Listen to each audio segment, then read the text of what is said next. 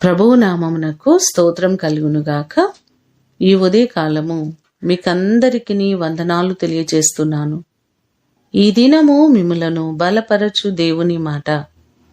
నీ దేవుడైన యెహోవా నీ మధ్య ఉన్నాడు, ఆయన శక్తిమంతుడు.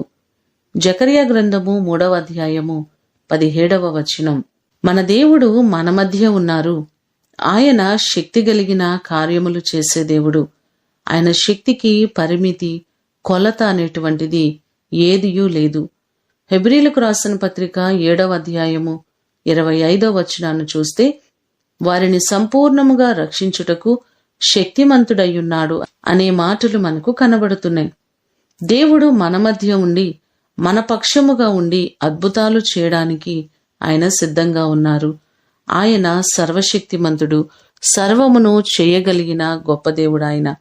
ఆయన శక్తి చేత మీ కుటుంబాల్లో అనేకమైన కార్యములు చేసి ఆయన మిమ్మును ఆశీర్వదించునుగాక. ప్రార్థన చేసుకుందాం.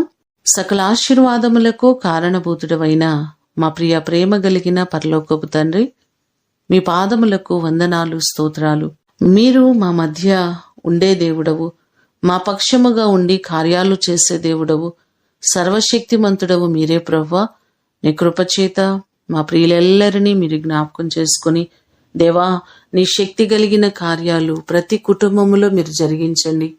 ఏ కార్యముల కొరకు వారి ఆశతో ఎదురు చూస్తున్నారో ప్రతి వారి కార్యములలో సఫలతను మీరు కలుగు చేయండి. నీ కృప కలిగిన హస్తాలకు ఈ దినమంతా మా ప్రియులెల్లరినీ అప్పగిస్తున్నాం. నీ కృపాక్షేమములు ప్రతి వారికి మీరు తోడుగా ఉండి, నీ శక్తి చేత వారిని మీరు దీవించి ఆశీర్వదించమని యేసు అతి శ్రేష్టమైన నామమున అడిగి వేడుకొని పొందియున్నాము తండ్రి. ఆమేన్. దేవుడు మిమ్ములను దీవించునుగాక.